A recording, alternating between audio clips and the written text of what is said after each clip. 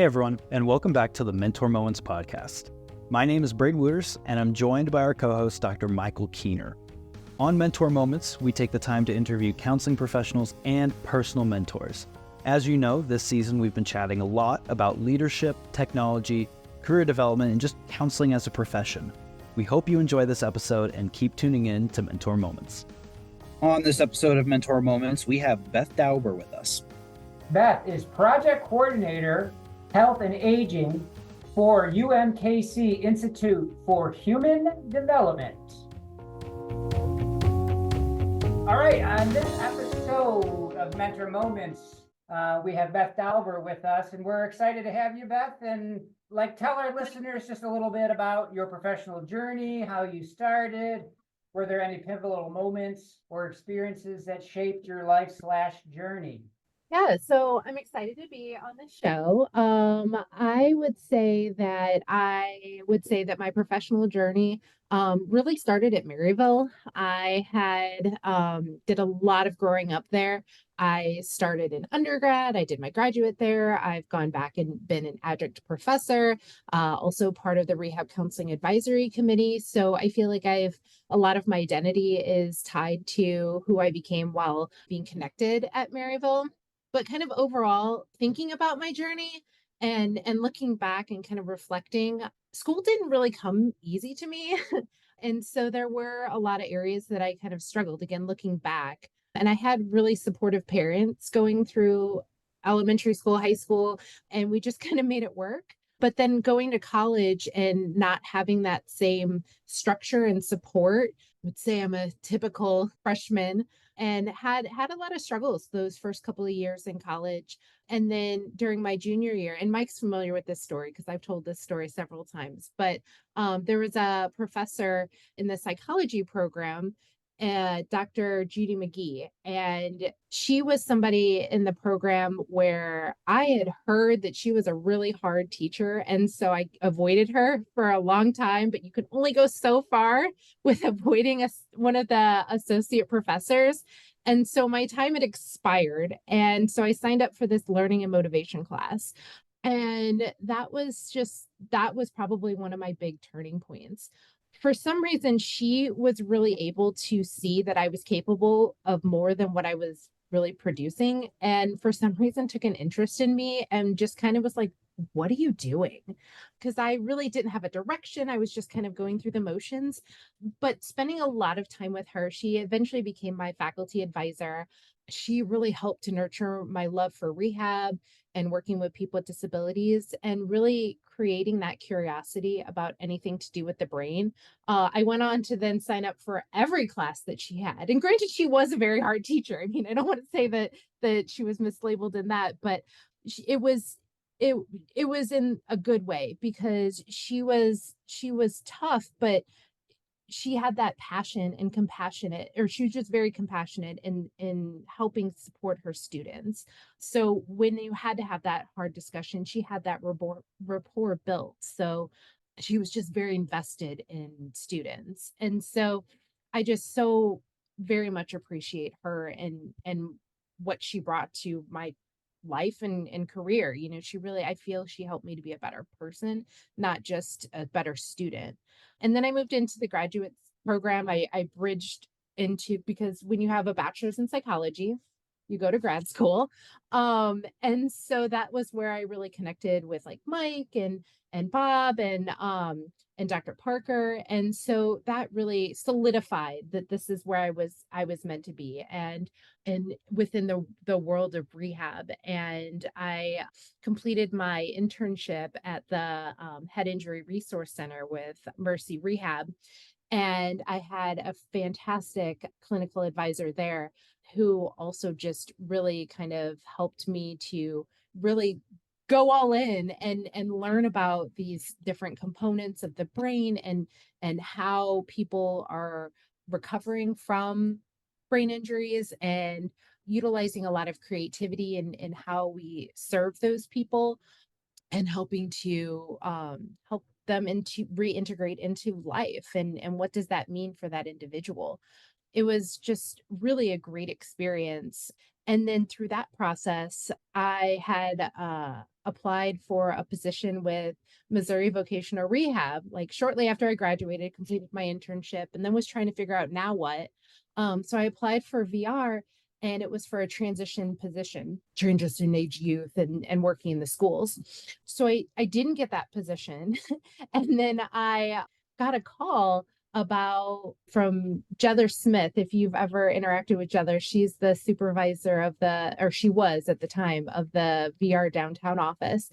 And to go from a panel interview of 4 people with, 2 supervisors and HR and the regional manager to just meeting with Jether, it was so confused.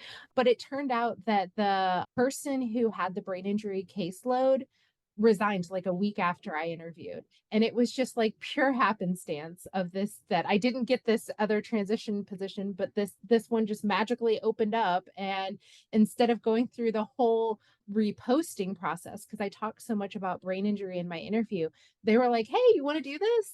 And so I jumped on it. I was super excited. They ended up moving the position to the West office, which was more convenient for me living in Creve Coeur. And so Karen Klinke was my supervisor, and Lydia Mitchell was the assistant supervisor, and just amazing individuals. I feel like that was such a great experience being in that office, because here I am, new grad. I come in and I'm like, brain injury services need to change. We got to make things, take a look at this system and figure out, because I came from the referral side. So I saw the frustrations and some of the gaps that were happening on that side. So when I came over to VR, I'm like, I got these ideas and I'm reading research articles and I'm coming up with all this different stuff. And by, again, happenstance, and by having these amazing supportive supervisors along the way, they're like, all right, what you got? And so that really was integral into developing some of those programs and looking at brain injury services in a very different way. Historically, it was, oh, if you have a job, you don't need VR. And so bringing up all of these gaps of people who have a career and then something happens and they need support to get back to that career, or to figure out what they want to do now that they have different limitations. And that was just not something that was done 15 years ago. It was just this early intervention, and having VR go into the rehab hospitals and be partnering with those individuals, their therapy team, and helping streamlining this process, instead of you're discharged from therapy, and then you can apply for VR, and then you can go through assessments, and then you can do this. And then people are falling off because they're not motivated, because it's not individualized. And it was just a very frustrating process. So it was a very different approach to the services. And so again, I feel like that is something that we started the pilot in St. Louis. We started with one provider who, again, you try to find those people who are really a good match for this. And we found a great provider that was willing to kind of go think outside the box a bit for that. And then it just became part of our process in the St. Louis area and what we've done. So I was a counselor, brain injury counselor, for about 6 years. And then I moved into supervision. And then the last 2 years of my career with VR, I was the assistant director of rehab technology. So Karen Klinke hired me, and then I got to go full circle and work with her again. And then we had done some partnering with other state agencies to say, hey, we have some great things happening in St. Louis, but we don't have it statewide. And so that was something that I really spent a lot of time in just further developing that. And then also making some partnerships on the national level, like with the National Association for State Head Injury Administrators, and comparing what are other states doing. Because I'd been in the St. Louis bubble for so long of like, I know what we have here, but trying to figure out and make things better. And we were planning to do some of that stuff anyway, but then there was a grant for a public workforce, and that helped us to bring in some other partners and develop what we called the Missouri Brain Injury Resource Facilitation, or MOBIRF. And so that kind of brings me up to where I'm at now. And so some of those partners I met along the way, I ended up getting a position with UMKC Institute for Human Development. So I just started there in October, And so now I've taken a lot of that knowledge and connections and partnerships that I developed along the way, and have now been able to provide supports and on a much bigger scale. So I'm still working within the brain injury community, but I also am very connected with the No Wrong Door efforts in Missouri. And so that's very similar to the systems change work that we're doing within brain injury, but it's just so much bigger. And so I love it. I think it's exciting. If you would have told me, even 2 or 5 years ago that I would be this like systems change agent, I don't know that I would identify myself as that. But now looking back again on my journey, I feel like that's really somebody who I am, that this is something that is very important to me, and identifying gaps and fragmentation and bringing people together. And those are just things that are so important to me. So I don't know. Did that answer that? That was great. Sure. Again, I sort of know the story, and ask Beth to expand on one little thing. But what I love about that is, again, you had your calling, your passion, or you found it, and you really were able to kind of tailor or develop or continue to have, and again, add to it, becoming a supervisor and kind of making it bigger. But I guess my question was, fairly somewhat early on, maybe in your career, you received some kind of award. You remember that award? You want to talk about Karen nominated you as a snap? Oh yeah, now there's so many awards, it's hard to remember which one I'm I referring know. to. Um, Karen did nominate me she actually nominated me for two, and they were the Counselor of the Year for MRA for the state position for state, and then also with ARCA, the American Rehab Counseling Association. And that was, because they were presenting them in Canada. Like they invited me to come up and it was like an ordeal, and I would have done it. Oh, I was pregnant with Evelyn. And so I was like, I don't think that's gonna work. Either that or maybe I just had her. I don't know, but it was really cool to be recognized at that level.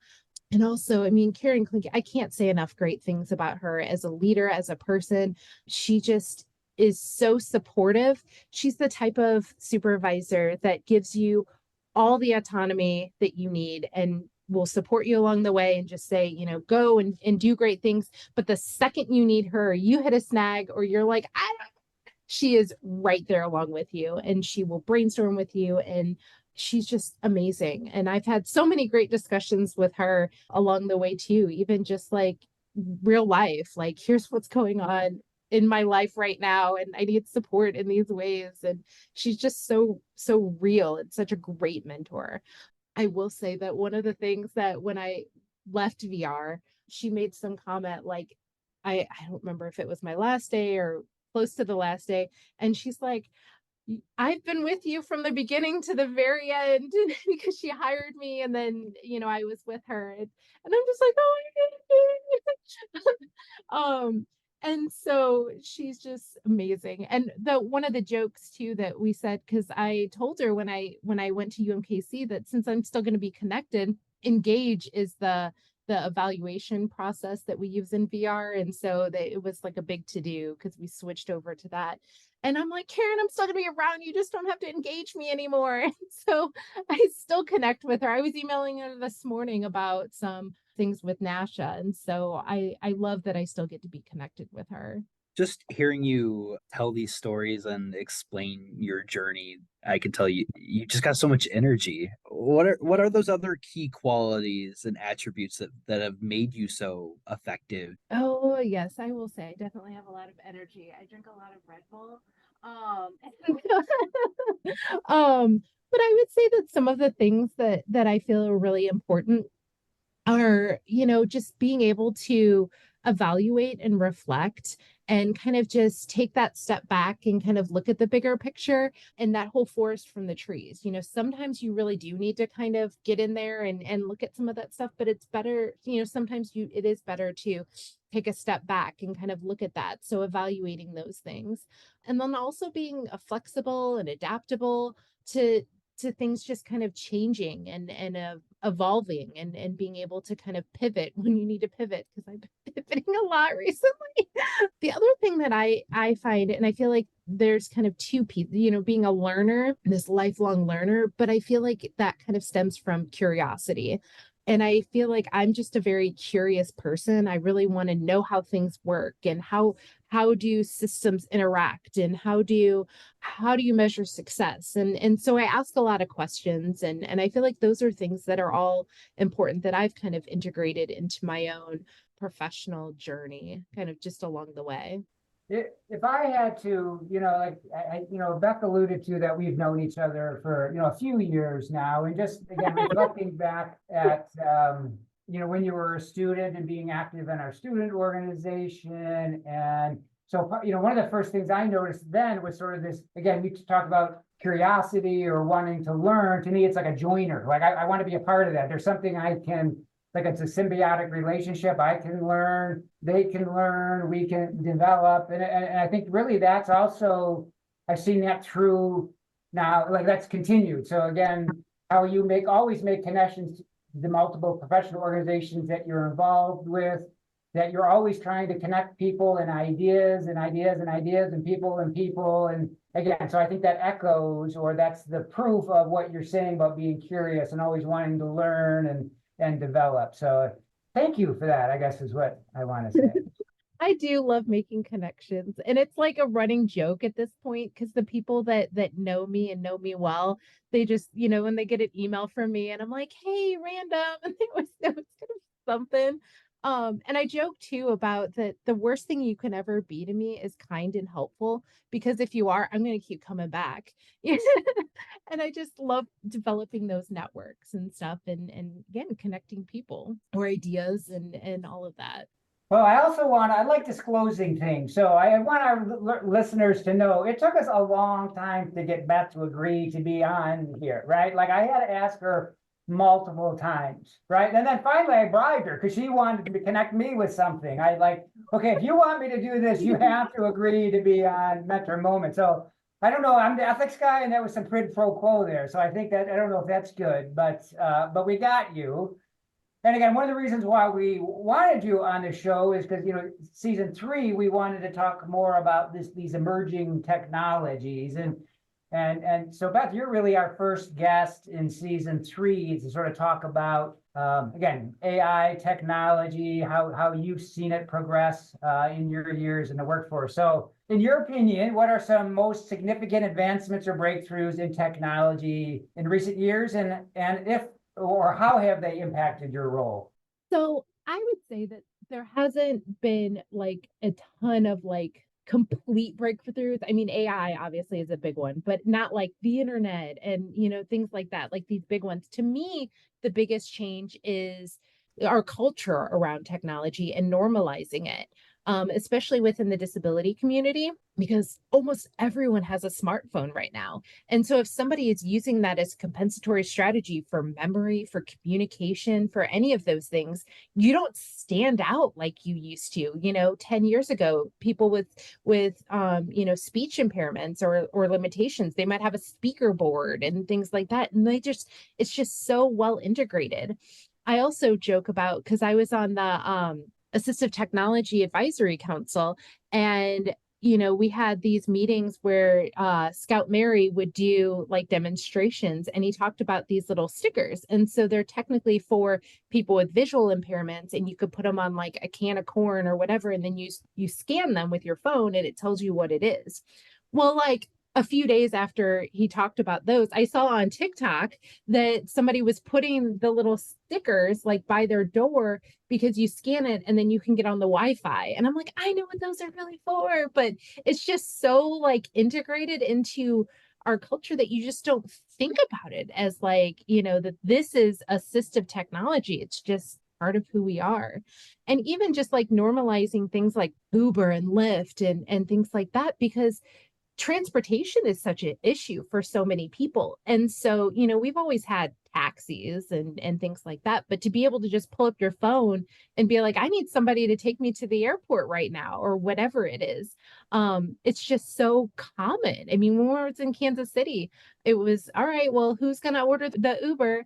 And so I think that that piece of it's really fascinating.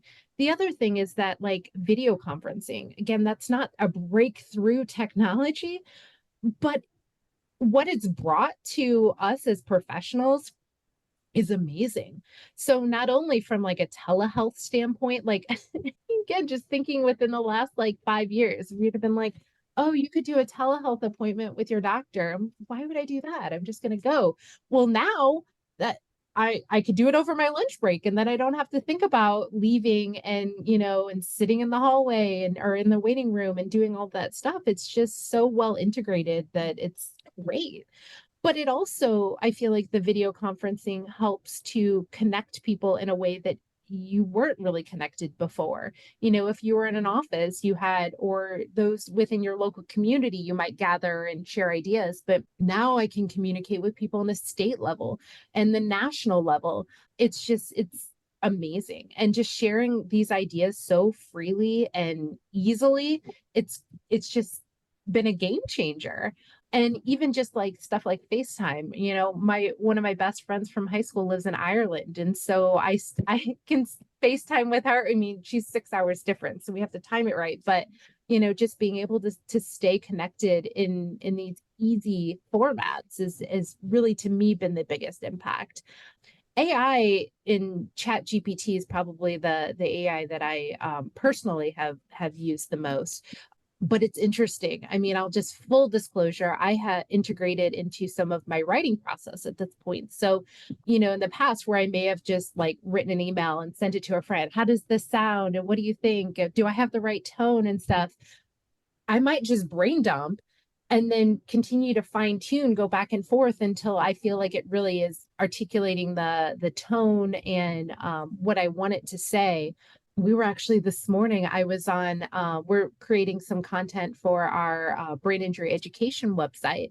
And I was working with our instructional designer, and there were some in there that it didn't feel right. And so I'm like, let's just throw it in and see what Chat GPT says.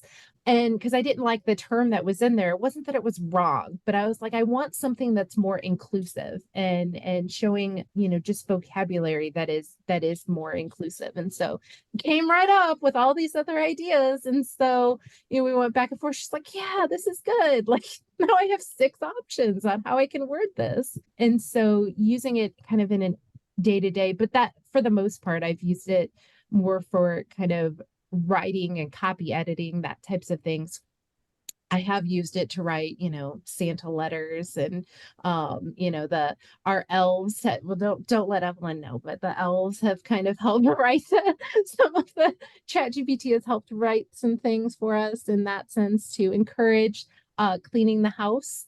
Yeah, some trip planning, a little bit of this and that, but I would just say that the cultural component and normalizing it is probably the biggest things. This is wonderful memory lane stuff, because it made me think the first person that I can remember having an iPad in the class was one of our students with a disability, and just the ease of the person had a spinal cord injury, so had some hand movement, but just the ease of having a touch screen, it just made it that much more accessible. And then again, another first for you, Beth, that you gave me, you introduced QR codes to me. Oh, I did? Remember, we made for MRA, we made the business card with the QR code. I didn't know what the QR code was. And so now the QR code took us to our website. And so anyways, you're a trailblazer. I'm just curious. I always want to find better ways to do things. You just scan it and then you're there. Well, I think going down that track too of what you just said about being curious, how do you stay up to date on these things? So, I mean, there's the obvious, there's the formal spaces. So continuing education, going to conferences, listening to podcasts like this one, or webinars and other trainings. And then there's some that are kind of less formal. So things like just joining communities of practice. Like I mentioned, they're so easy to get connected to at this point because of video conferencing and things like that. But I would recommend stuff like Echo, if you guys are familiar with that model.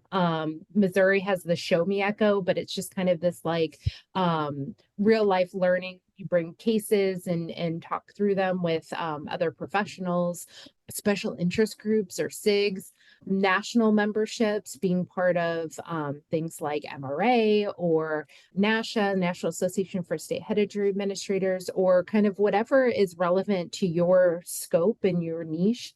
I think that those are great ways to stay abreast of kind of what's going on and bouncing ideas and so forth.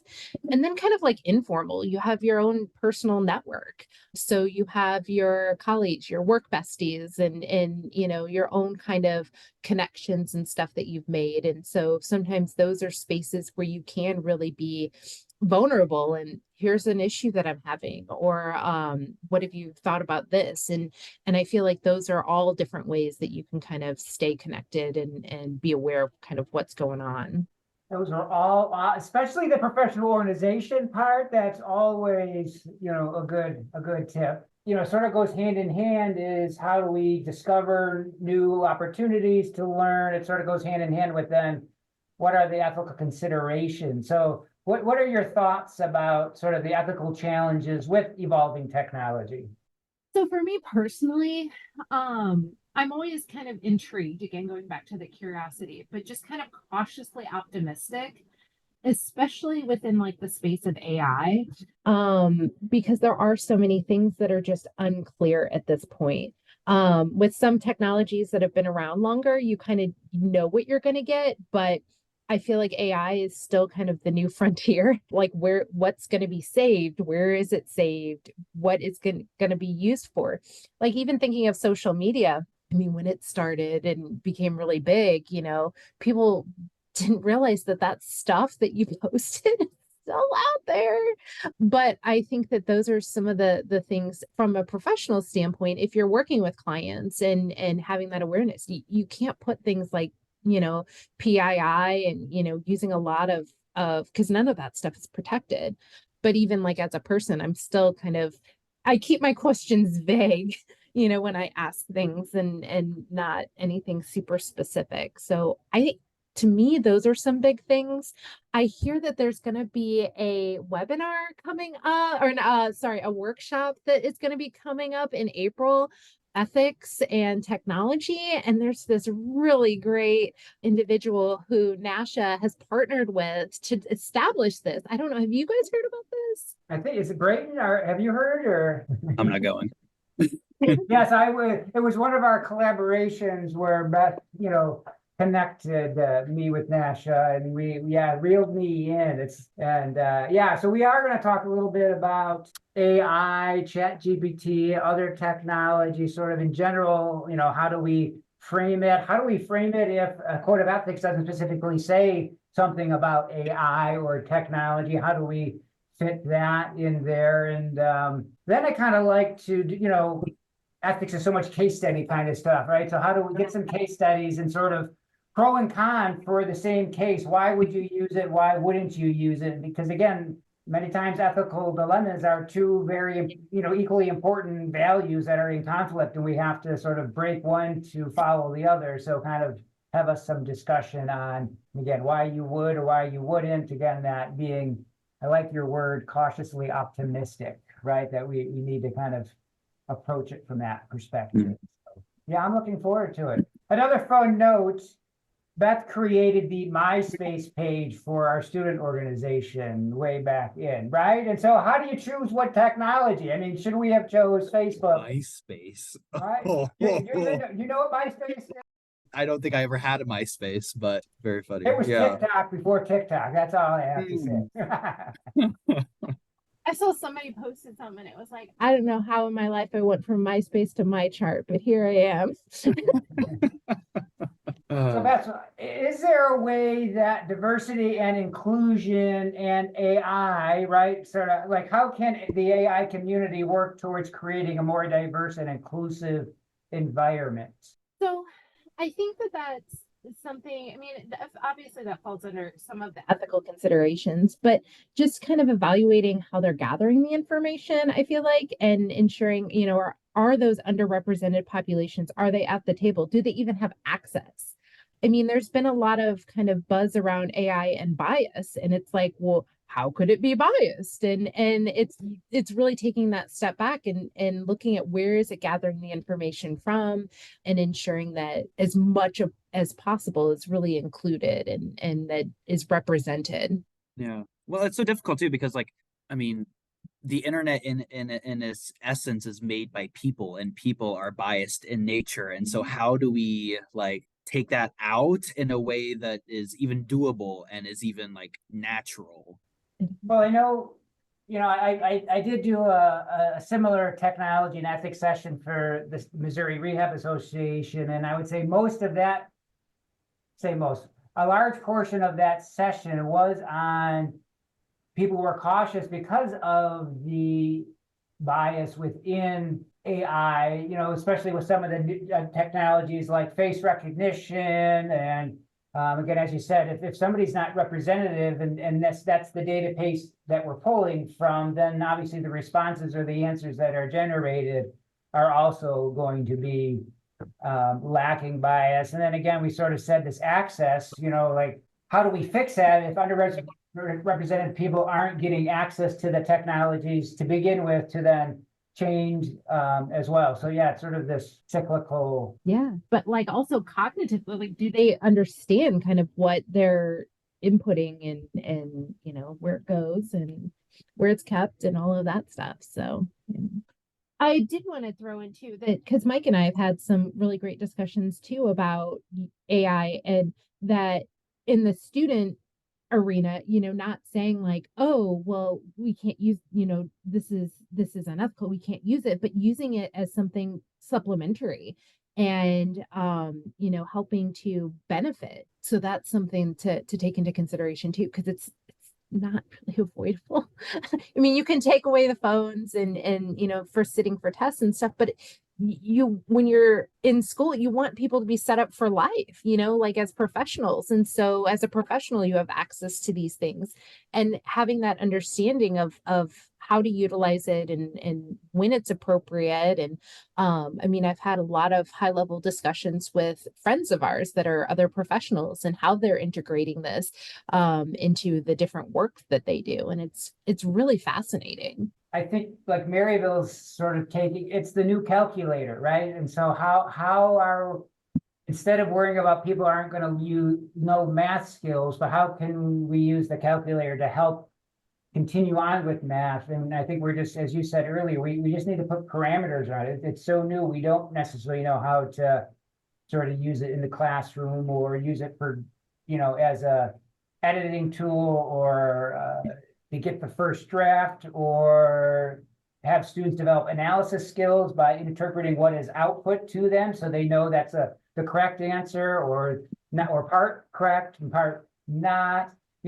Maybe most of our, I don't know if most of our listeners, I'm sure some of our listeners have maybe had ChatGPT write a bio about themselves. And I know I did, and it said I graduated from the University of Tennessee and I never attended University of Tennessee. So then I asked it, where'd you get that information? It said from Maryville's website. Well, I know it doesn't say on Maryville's website that I graduated from Tennessee. So it does sort of, again, there is bias or flaws in the technology, and we need the skills to be able to analyze those outputs. And I think this is a really good opportunity to kind of point out that the intro music that we've had for every episode of season 3 made by AI. Believe it or not, it was not Dr. Keener and I in the studio with a guitar and piano. Really, people would think that, because we're just that good. No, completely made with AI.